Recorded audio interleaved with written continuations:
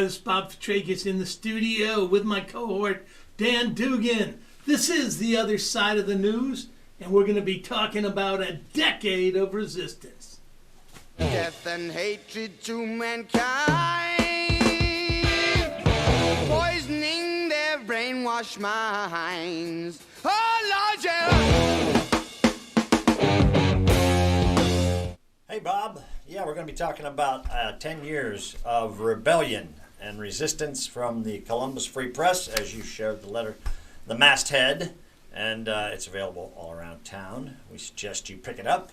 So this decade, as we know, began, at least from the article's standpoint, concerning the struggle for peace in the world, correct? Well, yeah, the tens or the teens, many things happened in that period. But again, in 2011, you had the departure of Senator George Voinovich, who was lauded by the Columbus Dispatch as one of the great public servants.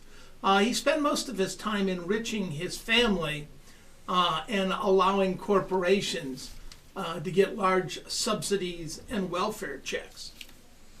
Of course he did. Didn't his brother have something to do with prisons, private prisons? Well, the whole family did. The Voinovich family was involved in the building of prisons and particularly jail cells. And they thought they'd fool the people of Ohio by going by the name the V Group. They're pretty much tricksters there, Daniel. Dun, dun, dun, dun. Yeah, indeed. I got you. The V Group. Sure they are, the V Group. What's right. that V stand for? Not victory. Could Voinovich. Voinovich, of course. So, yeah, the Voinovich years passed, and then came Governor John Kasich. John Kasich, who got off to a very bad start. Again, turning down the $400 million for the 3C rail line, Cincinnati to Columbus to Cleveland, is you would have been able to take a train, but John Kasich gave the money back. Then he went after the working class and was fought back, and then he decided he would go heavily into fracking, despite the environmentalists telling him, John, no fracking way. But the good news, it did come out later on in the form of Roger Stone, Trump's guy, Trump's fixer, that Kasich was the man in the 1976 Reagan campaign. He was the bag man. When you needed the three-fingered lid. Dude. The nickel bag. Right. John Kasich was the Johnny go-to was guy. On the spot. Absolutely. Well, that's good to know. Yes. And by the way, Mr. Stone will be Roger Stone. Oliver Stone. Wrong Stone. Roger Stone will be talked about later in the year when they get around to sentencing him. But in the meantime, Kasich has always been able to say he's a never Trumper. You have to keep that in mind. So. Indeed, he was the last man standing in the Republican primary, and he sits on the sidelines and waits to see. We gave him that little salute there. They did, the salute because he wasn't another Trumper, right? He understood that Trump was a bully and Trump didn't care about facts, and Kasich likes facts. He helped balance the budget there with Bill Clinton.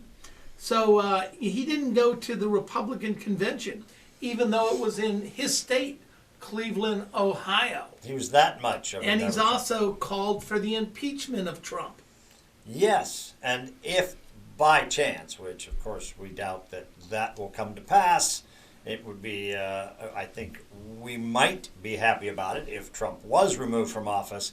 If it did, then Kasich will be sitting there ready to assume the reins of the new Republican Party. Yeah, but that's doubtful. I don't care if they remove him as long as they flog him. If ever a man needed a horsewhipping, you heard it here first. Trump. Folks in the studios of WGRN, which I think used to be a carriage house, right, for horses. Maybe that's why I've got the horsewhip on my mind. Yes, indeed. So, then the Free Press continued to reveal For one, that the Occupy movement had come on the scene. And I was proud to be part of that and even organized a benefit for it. I'm still kind of wondering where the money from that went. But you know, Bob, we'll have to look into that. no, don't really know. I hope it was a good party. I'm sure I was probably there. Anyway, so. But one of the things is you had mixed reviews of the band, Uncle John's State House Band. Yeah, they were really fun. I like those guys. I was playing with nephew, although he wasn't really my nephew. Well, Ukulele Man was around, but nonetheless, the Occupy people were out there longer than anybody else in this country, down by the State House, camping out in cold weather. I used to often bring them extra food, leftover food from the coffee shop I was working at, the Cup of Joe Mojo over there. Some donuts and things of that sort. But the group was always out there, and even managed to get arrested at one point in a bank, correct? Yeah, there was 6 of them, as I recalled, and they went to the bank, and the police were waiting there for them.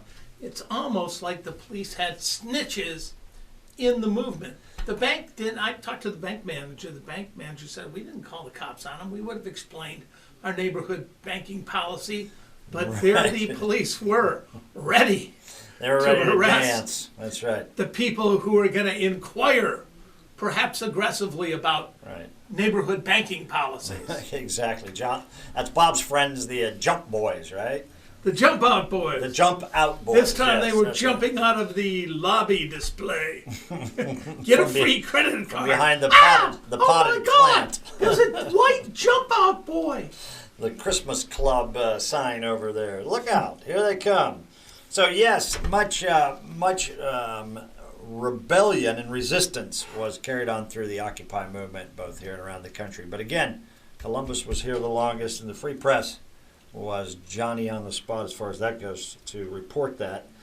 And then the man known as Barack Obama, the first African American president of the United States, came into power and promptly won a Nobel Peace Prize.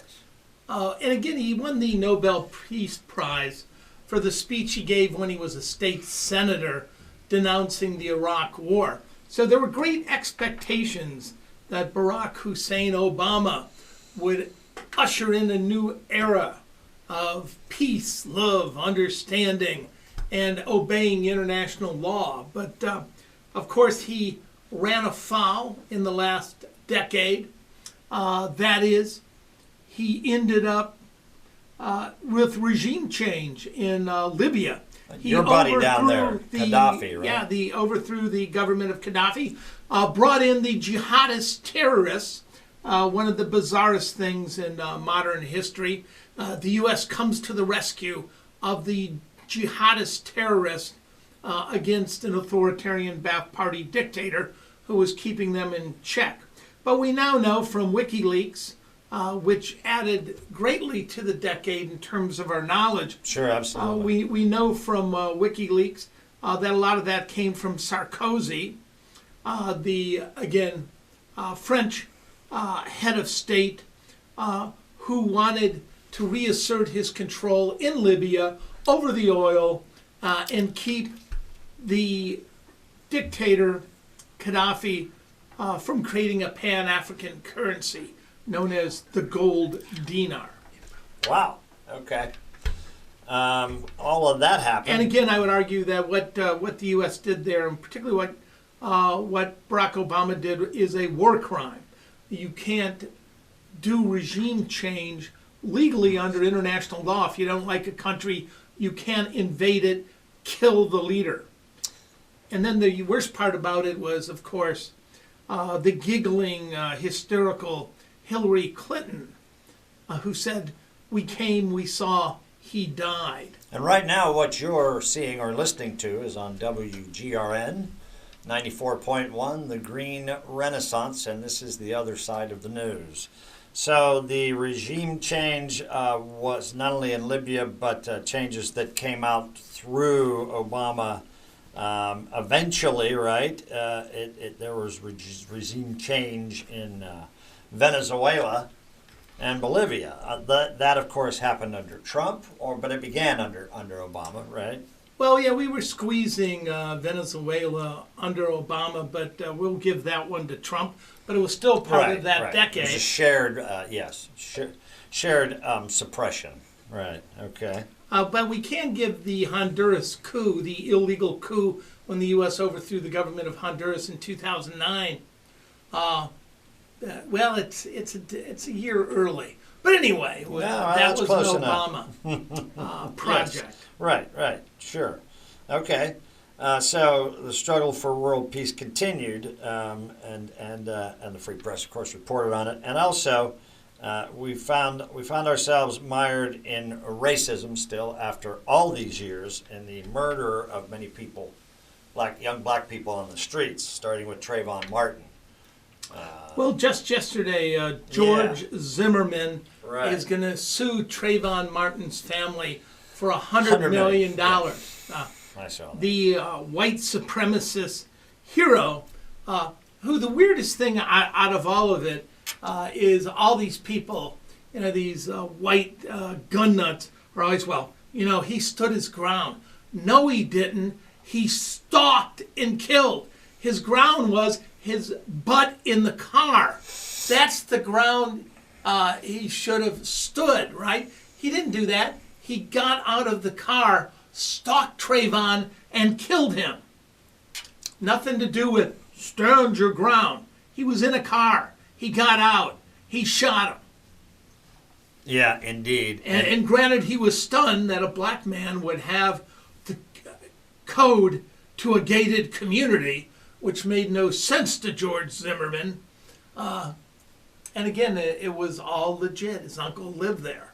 And that list continued to add up with Crawford, Rice, Green, King, etc. And those Black are the Lives Movement. well-known local black men that were shot dead by the police. Right. Well, and the Black Lives Movement emerged. Correct. Yeah, Black Lives Matter ended up in 2011, 2012, 2013.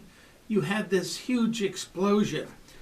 In 2013, really the year it starts, because that's when Trayvon Martin was murdered by George Zimmerman. Right. But prior to that, there were killings ongoing in Columbus, Ohio. Mm-hmm. But, I guess, again, as part of the resistance, the Black Lives Matter movement has really made some difference, yes, at least in keeping the issue. I mean, it continues to happen, it's seemingly a little less right now, but maybe it's just a matter of time. So, at any rate, and the decade continued, right? Well, yeah, and part of the question is how should police the communities that they're giving authority under to protect and serve. And we're having that debate right now in Columbus. Do you bring in an outside police chief who's more progressive, or do you go with the traditional insider? In what direction do you think the mayor will go, right? We cover that. We cover that in the Free Press. Correct, yes. And virtually every human rights activist and Black Lives Matter activist say, really, you need to bring in an outsider with a fresh perspective. Is that you've got to fundamentally alter the culture of the Columbus police. Mm-hmm. Well, but who do you think the mayor will choose? Do you have any information? I think he's going to choose the insider.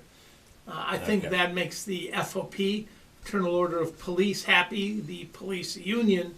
And that would be the white guy, right? Wasn't it? Yes, a white guy versus a black police chief. Mm-hmm. Well, yeah, okay. At any rate, we're also continuing to fight for voter rights, correct?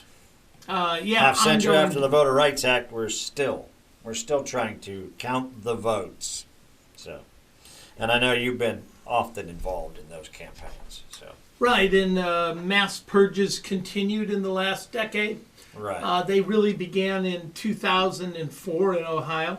305,000 people purged in the 2004 election year, primarily in the inner cities of Toledo, Cleveland, where they purged nearly a quarter of all the voters, in Cleveland, a city that voted 83% for John Kerry. Cincinnati as well. So that's been ongoing. And Got then to get rid of those Democratic voters, right? And yeah, they potential targeted poor and socialists, minorities, maybe. particularly blacks, right? And this is being done by Republicans. It's being done in a purposeful way. It reflects, I've heard them make arguments they're not racist. They're just going after, poor people, right? Right, Be they people- black or white. Right, people who don't have a good paper trail. Right, so they're going after the most vulnerable in the society. So, but isn't the state of Ohio, isn't someone in the legislature introducing a bill, a motor voter bill? But you don't think that'll pass, do you? Well, nothing that helps people vote in Ohio is going to pass, particularly in an election year. The Republicans, this is a long historical process. If you look at page 9 in the Free Press, not only do you get this weird Lewis Powell memo in 1971 outlining how the wealthy corporations and wealthy people using nonprofits and foundation can take over policy in the country, which they did with the American Legislative Exchange Council. But on June 17, 1971, Nixon declares drugs public enemy number one. And we go off on a spree worthy of Joe Stalin, creating a racist gulag system of incarceration. And of course, in 1994, John Ehrlichman, Nixon's domestic policy advisor, tells Atlantic Magazine, quote, "By getting the public to associate the hippies with marijuana and blacks with heroin, and then criminalizing both heavily, we could disrupt those communities." He says that we knew they weren't a threat. We knew this wasn't public enemy number one. It was political payback from the anti-war movement of the 60s and from the Black Power civil rights movement. Absolutely, and then a lot of people believe that the government themselves helped in the cocaine Well- flooding the streets, particularly crack, and and of course we know that the penalties for crack as opposed to the snorting type of cocaine is much higher as a result of it. Well, that's because it was really friends of the CIA. And CIA, of course, we knew stood for Cocaine Importing Agency. We knew that the friends of the CIA, the Contras, were heavily involved in financing their black ops rebellion against the Sandinistas. So we knew that was happening, and we knew the CIA knew about it and was helping them ship the stuff into this country. Sure, and we have discussed that before. I had some first-hand experience in some of those substances, particularly hashish, that discuss the freedom of a country called Afghanistan, and we're still at war there. But also, back to the voting issue, Bob, we also had in 2013 the elimination of the minor parties, like the Green Party, of which you were actively involved. The Socialists, the Constitutional Law, and the Libertarians are all pretty much knocked to the side. Well, in the fall of 2013, the Republican state legislators blatantly violated the Constitution of Ohio and threw the four minor parties off the ballot. Mm-hmm. They knew what they were doing was unconstitutional. They didn't care. They're power mad. They've gerrymandered. They're in charge. They'll do whatever the hell they want, including violating the Constitution. Yeah, indeed. All right. We also want to remind everybody that you're listening to The Other Side of the News with Dr. Bob Fitrakis and Dan Dougan, streaming to you from the Indy-Media studios of the Free Press Network here on YouTube, but also available online at WGRN.org. Plus, listen to us on Columbus, Ohio's two volunteer-run low-power FM radio stations, Fridays at 5:30 p.m. on WGRN 94.1 The Green Renaissance, and Mondays 5:30 p.m. on WCRS 92.7 and 98.3. And you know what else, Bob? There's a need to save the planet, to go from the micro to the macro. And so the environmental efforts to save the planet continue. Anti-fracking going on here in Ohio. Anyway, and there are still continual disasters around the planet involving like the Deepwater Horizon and the Fukushima tsunami to bring energy to our society, and it's pretty scary. So, and the Free Press continues to discuss it. Correct? Yeah, the planet is in peril. You've got young people fighting back, trying to get these greenhouse gases down. You've got deniers, just like Holocaust deniers. You've got deniers of climate change, even though it's apparent all around us. The data is there. Scientists from the Pentagon to the corporations to the universities all agree on and this. Just last week there was and we've got the report from the denier entire in world, chief, right? Yep. Donald Trump, who simply says, well, it's not happening. And of course, the least educated, the ones most likely to foam from their mouth, the ones that read the least, think he's a pretty good thinker and agree with the denier in chief. Yeah, well, there you go. And of course, all of those who back him, including the Murray from the coal company, and it just goes on, and we're not making much progress. But there was some action in recent years, thanks to the Native Americans at Standing Rock, where our friend Rudy goes to help support and fight against the pipeline, et cetera, right? Yeah, you've got water protectors. You've got the Native Americans taking on the dirty tar sand, oil, and gas from Canada. Right. And you've got people here, Madeline Fitch, I was going to say, the local efforts. who in the last decade chained herself to an injection well. And you also had 10 activists engaging in civil disobedience down in Marietta, trying to keep the toxic and radioactive frack water, which they won't allow to be buried in West Virginia and Pennsylvania, from coming into Ohio, right? Kasich and the Republicans see that as a growth industry. Look, Ohio's underpolluted. Bring that radium-226, 228. Bring those 900 toxic chemicals. We've got plenty of space in Appalachia to dump that stuff. And right here in Franklin County, the effort to put on the ballot to save our groundwater, and that continues to be a struggle, to attempt just to get people to vote for that right to frackers out. And people usually vote for clean air and clean water. It's just that the state won't let them enact it. The state is doing away with home rule.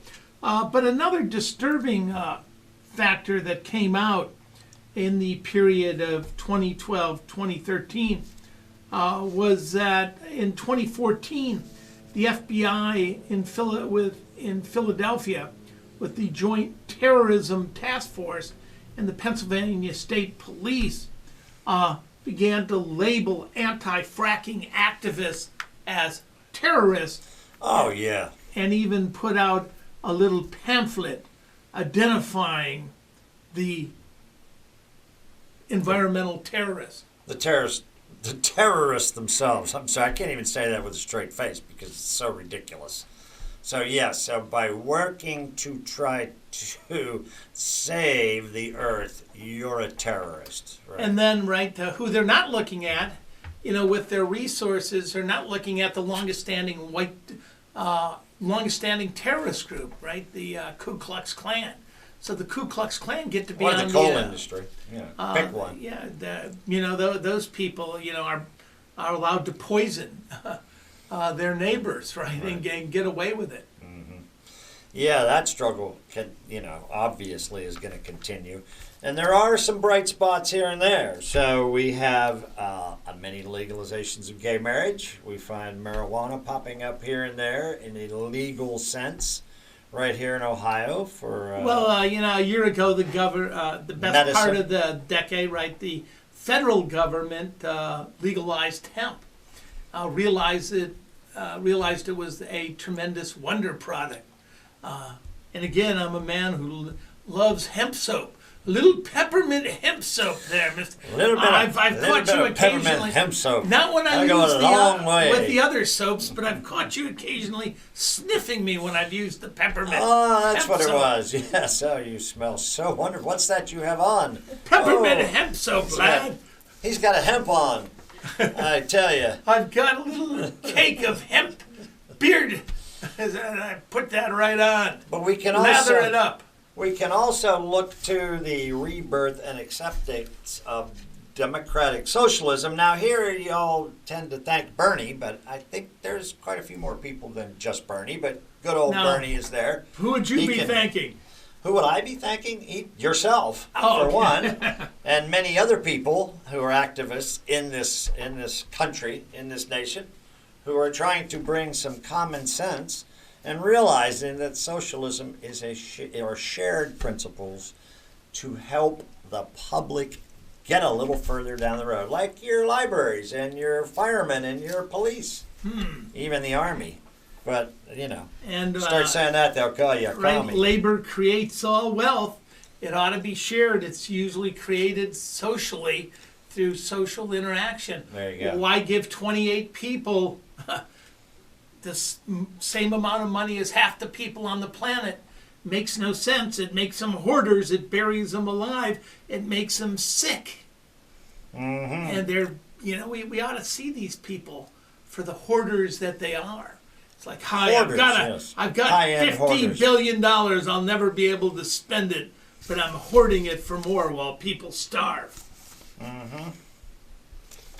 Well, as we're coming to the end of this show, as we discuss the Decade of Resistance from the New Free Press, we also want to suggest that you look at the calendar and get out there and go to some of these events. Enjoy your holidays. And I guess we're supposed to count on the ultimate salvation from the millennial generation because they seem to understand that mean people suck. They do, and they don't like mean people. And if the millennials were the only voting bloc, there would be just a few little tiny islands of red. And I'd like to say, the don't country suck would mean be- people. Good point. Thank you very much. It's The Other Side of the News with Dr. Bob Fitrakis and Dan Dougan. Death and hatred to mankind, poisoning their brainwashed minds. Oh, Lord.